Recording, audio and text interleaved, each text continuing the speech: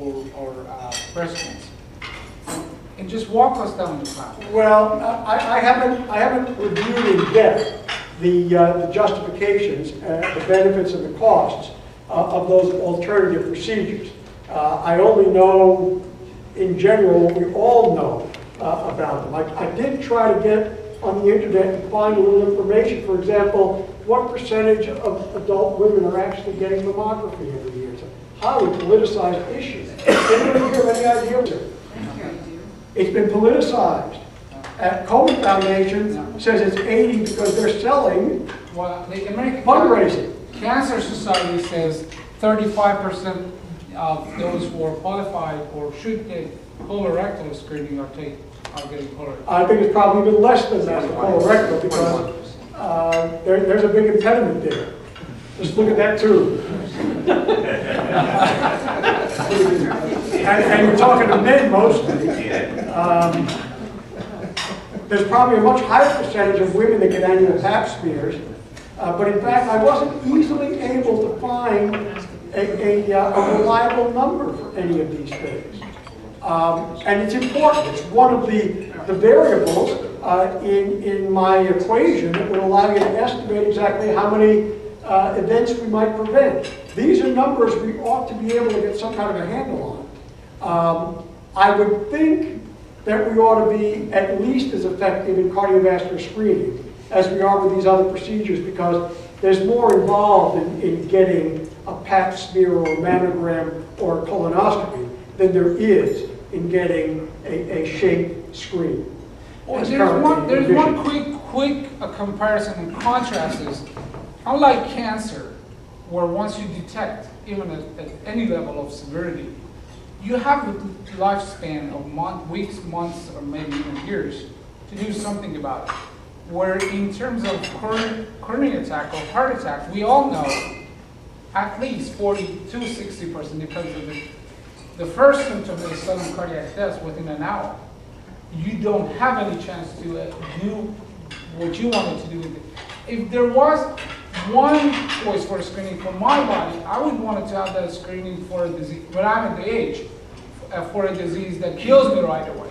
Now, how can we translate these two numbers? You're asking me about emotional justifications for convincing people to do this. And I agree with you, the marketing of the strategy is critically important. But I'm not here to talk about the marketing today. I'm here to talk about justifying the proposal in its first place in terms of how many lives can we expect to save, how many dollars would we have to spend to do that. We have to have those basic numbers in place. And if they're not very good numbers to convince other people, then we need to change the proposal to gerrymander the numbers into something that we can sell. You brought up the shape equation. Would you mind walking us through the shape you want to write or not off the top of my head. No, but we have your numbers actually. If you got it there, I can write it down for people to see. Yeah. I think this is the second one. Early, do you have the proposal? Well, I have it inside in my bag. Okay, let me get your bag. While he does that, I have a real simple question. If we can assume that, like in the cancer arena, that only a third of the population is actually going to get the test, can't we assume that the real cost is only going to be $1.8 billion, not 5.6? No. In fact, I'll go through the numbers with you. Thanks. I'll give you the numbers that I'm estimating here, and we can argue about them. There's nothing sacred about these numbers. I did some research to come up with estimates, but I don't have standard deviations, and I'm perfectly happy to hear other alternatives. Here's the equation that I came up with.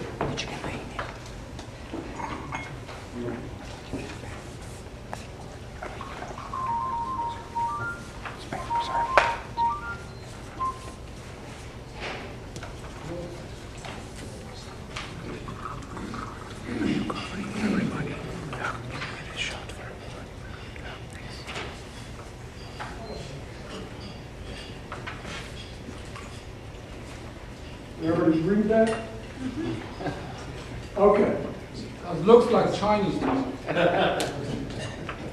N times F times another F times another F times another F times another F, all multiplied together. The N here is the number of prevented atherosclerotic events per year. And it is a function of these 6 numbers. Defined as hard events, soft events. No, I'm defining this as hard events. If you want to change that, you can change that. I actually have an estimate for N. The estimate for, I'm sorry, I'm going to calculate the estimate for N. It begins with this number here. That is the total number of events that are occurring per year. Now, I define them in terms of hard events. But if you wanted to change that number and change the definition, that's fine with me. It seems to me that perhaps we should, because a substantial part of the costs are attributed to soft events like revascularization of one. Fine with me, there's no should involved. There's no right answer. It's an operative answer. If you think that the benefits are better derivable and justifiable by including the soft events, but then all these numbers will change in addition. So you've got to also have estimates for the new condition. But that's fine with me. There's no right or wrong here. I'm going to show you what I did, simply because it was the easiest thing to do, not because it was the right thing to do. Okay? First number, how many events are occurring in the population per year? Well, the AHA gives us estimates on that. It's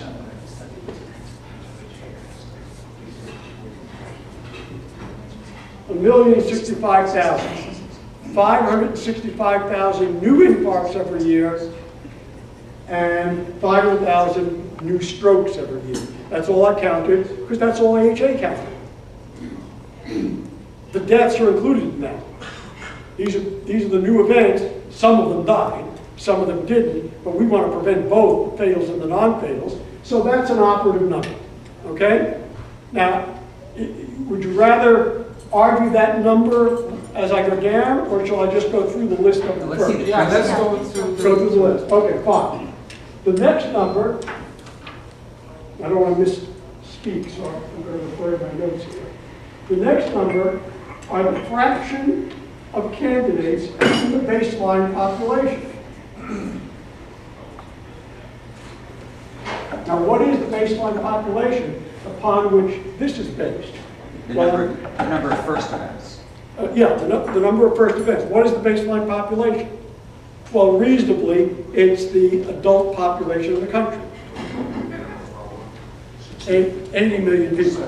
78 million to be exact in the 2000 census, but it's more than that now. It's growing every day. It's about 80 million people.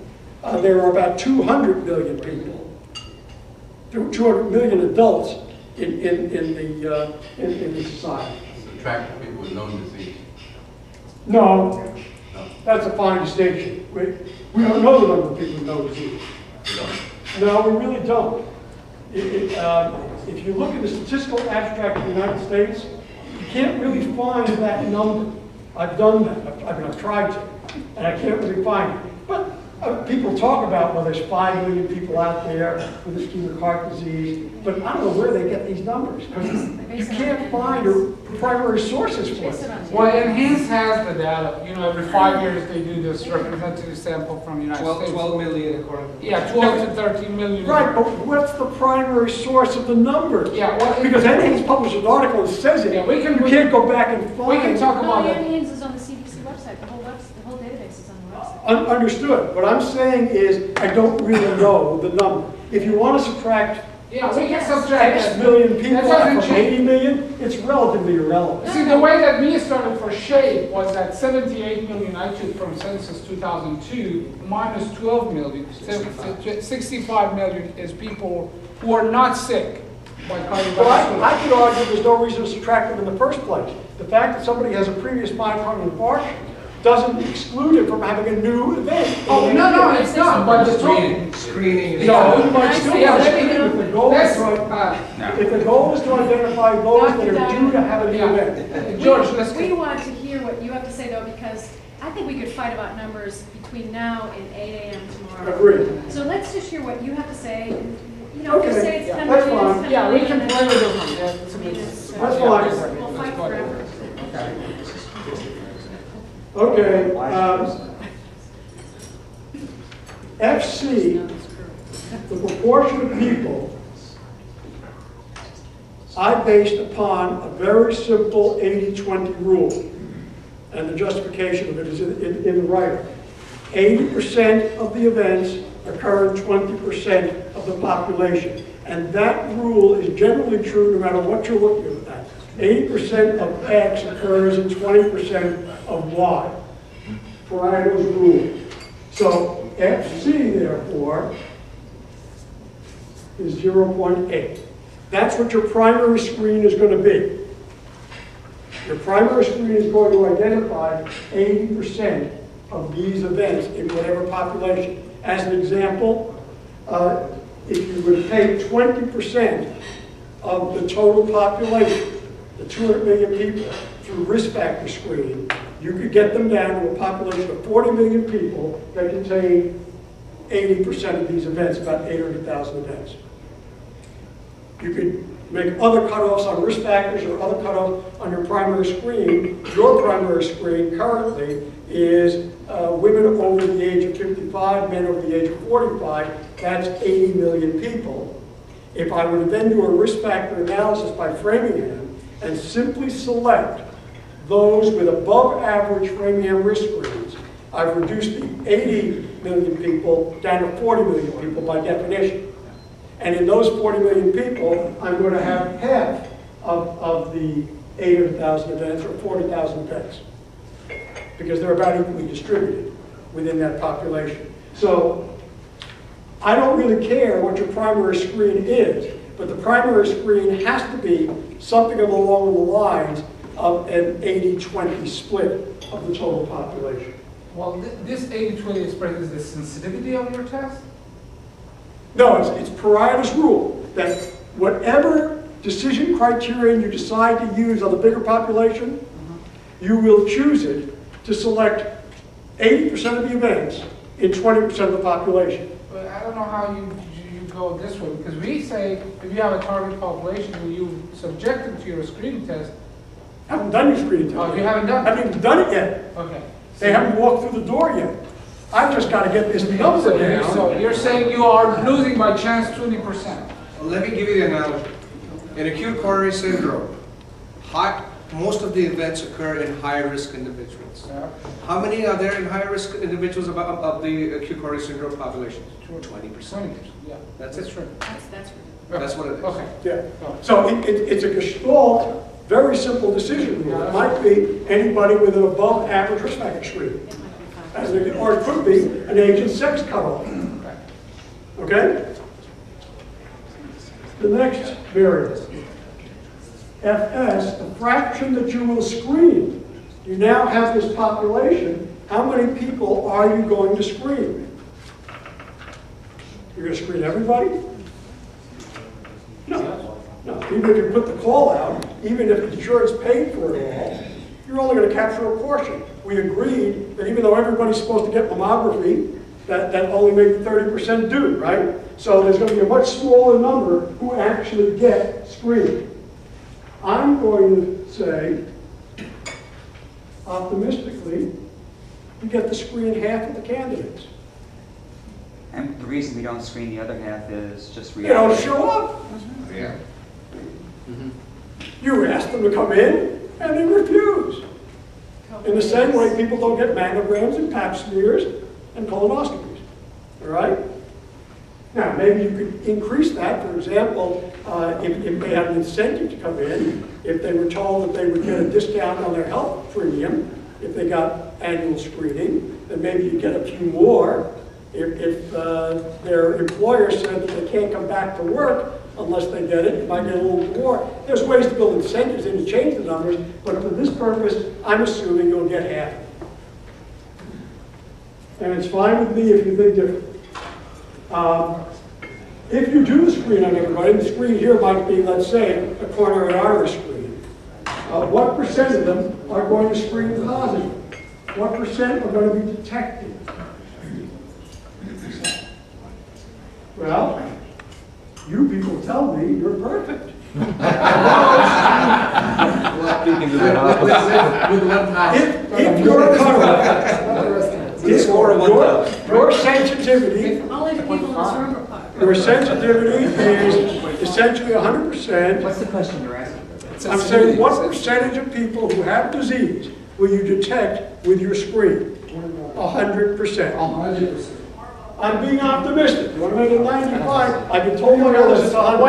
Actually, Mark tells me it's 99.8%. 99.98%. Call me a liar. My population is high risk, I cannot tolerate that 10% risk. I got to Obviously you can max it up to 100%, just reduce your threshold. If we want to change it, we can. I have a calculator in my bag. 100% for now. That's They really get a the same. sensitivity. Yeah, it's a sensitivity. That's a sensitivity of whatever. Whatever test. What percent of those detected on screen to be at risk will be treated? Will be treated. Will be treated. Not realistic now. It will depend on the extent of the risk that you determine. No, it doesn't. Yes, it does. No, it doesn't. It does. No, it doesn't. We're talking about. It does. We are talking about 80 million people. So, yes, it depends within that population. We're talking about No, he's population talking about averages of societal huge factors. numbers. Only the average counts. So it's not 100%. Of course, it's not 100%. He's bargaining for 20%. Let me ask you, You have a patient with a positive test. Yeah, but a score of 1 in a 60-year-old man does not warrant treatment. It's a positive test, but it doesn't warrant treatment. I'm sorry. We're risk stratifying patients according to the extent of the Yeah, disease. he's talking about getting an average. 20 to 30%. What's not Wait a minute, you told say, just a minute. I'm going by the shaped proposal, Right. all right? You said, within the proposal, within the algorithm, that if they have a calcium score greater than 0, Yeah. they are detected and therefore enter into a therapeutic. But they don't all get treatment, though. They do. Because the risk is low in those with very low scores. Just a minute, Harvey, we do have. just a We minute. don't have drug treatment. Well, if they have risk factors, We still don't have drug treatment for patients who have a very low score. You're perfectly happy. Okay. I'm perfectly happy to have you say, I won't recommend treatment in the low-risk people and will treat the high-risk people. Right. I only want to know Okay. the average. average number. You have screened, 30% is pretty you have good. screened a population of 20 million people here. 20 to 30%. 20 to 30%. I agree with you. I use a figure of If you 30%. chose the 50th It will percentile, be half. it would be half. Right. The number half makes more sense to me. All the more reason for a But percentile. there are Makes a more lot of, sense to there's a me lot as of well. people that don't get treated, that's the reality. She's talking about reality. Okay, we're doing reality. You write the Dumb report, doctors and you smart write the jobs. report and say they're. Multiply 50% times 50% compliance, you're at 25%. Okay, all All right, right. so say 25%. 30% is realistic, 30% is All right, realistic. 30%, 25% is the right range. They should be fair. All right, so this is the number of people that are going to be treated effectively. This is consistent with published results, for example, in lipid-lowering trials, in terms of the number of people that are brought to guideline after it's decided that they are candidates for treatment. So again, every one of these numbers is only a candidate for inclusion. You're perfectly welcome to change it. That's the number I'm using. And now, given that you are effectively treated, what is the likelihood of your having an event? Depends on the treatment. Among effectively treated patients, 60%. Just say stats. 60? The best that you can do with statins is 40, so it's 60%. Well, what is that? What's the patient being treated with here? Are they just being treated with Best I can do. statin? No. Aspirase and stat. Sure. 80% reduction in events. Yeah, well, I use 70%. Wait a second, George, you're not talking about a reduction of events, you're talking about the absolute amount of events. The reduction in events. Percent reduction. The If percent they weren't reduction. treated, if they Or we weren't, multiply I'm gonna with calculate the number of percentage. events that Relative occur. risk reduction. I'm asking you here. what- 70 or 80. Yes, the figure Yeah. is 70 is fine. 70% 70 is- event reduction. With current, with statin monotherapy. No, no, statins. with our arsenal of drugs. Event reduction? Statins, Not very high. Wait. That's a dream world. Wait a minute, if you look, it's not a dream world. But that's okay. Yes, it is, just a minute. Yes, it is the dream to achieve that in a large population. But if you look at the randomized clinical trials, the large trials on lipid level, 30%. if you look in addition, Harvey. listen, if you look at the event reduction in the people on ACE, on aspirin, on beta blocker, and on statin, the event reductions in several large-scale trials is 70%. Is that real or theoretical? It's Just real. by It's adding the not, numbers? no, it's not theoretical, it's the real number Harvey, in in the the trial. 4S trial, if you're on an aspirin, any blood pressure agent, and a statin, 70%. That's 70%. event. And this is very much like what the Walt's paper on Oh. polyp. Now, I Yeah. grant you I'm being optimistic. Yeah. I grant you that, it may not be the case. Just like But taking the all higher the the number, the better it is in your favor.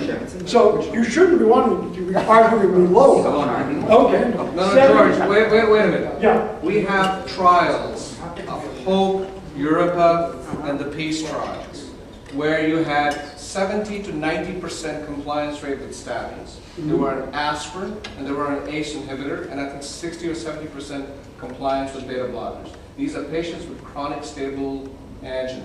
There, even that high-risk patient population, the risk reduction did not exceed 40%. It's okay with me. So, You want to change okay, it? if you really want to go with evidence, 70%. 0.7 post I heard, I wouldn't,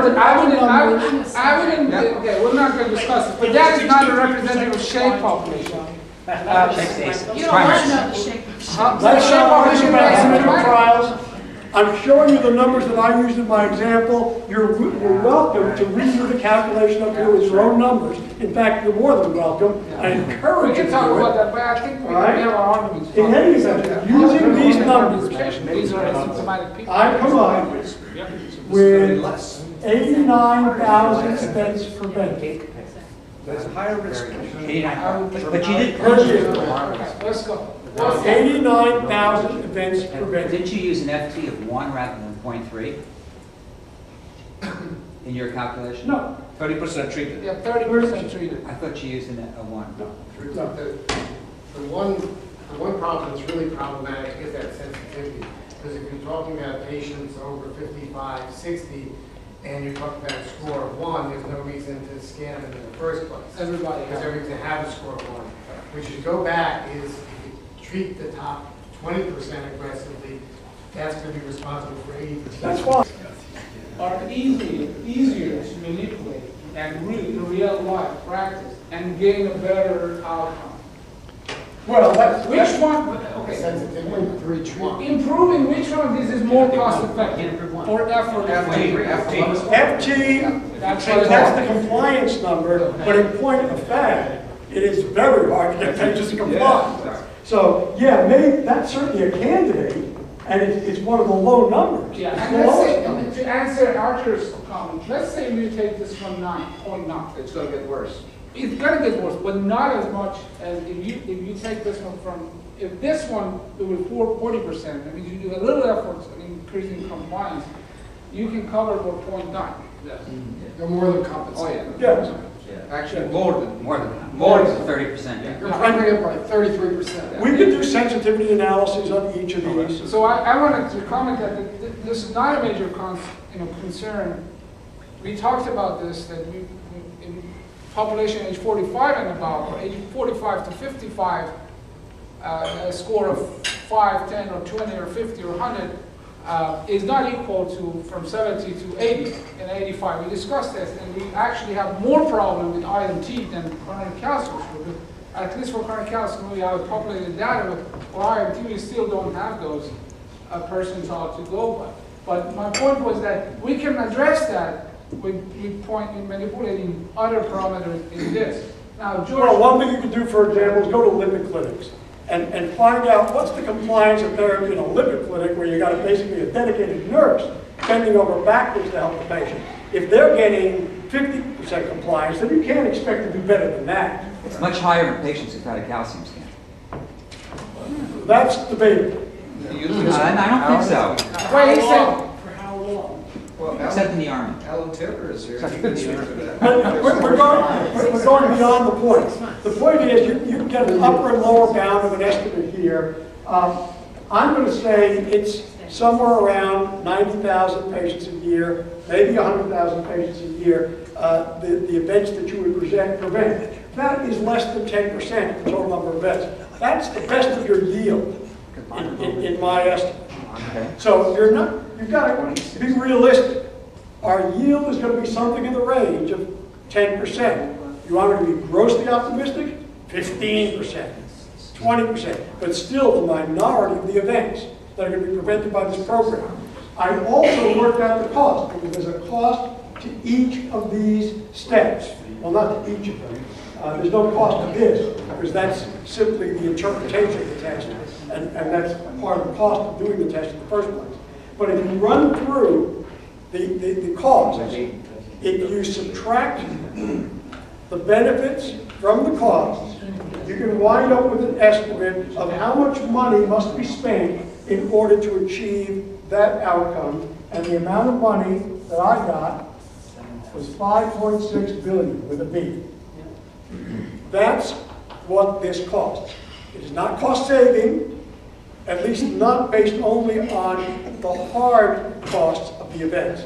Now, if you calculate it in, the savings attributable to employability, quality of life, reduced disability, etc., it may be that you can increase that. Quality of life actually probably goes down here.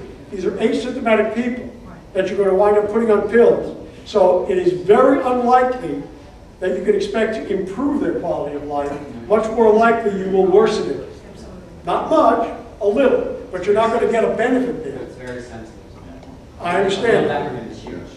We have to be realistic about each of these factors. So I don't know that you're going to reduce the cost by factoring in what the program is currently structured to cost.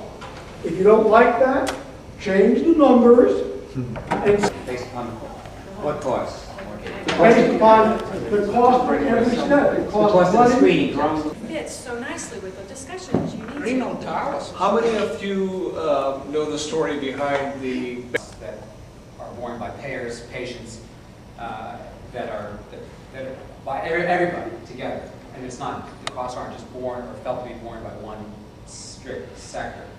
And so within that, we then have to define our model from a societal perspective. And the model we've pursued is a model which shows this tension between moving from a diagnostic model to a therapeutic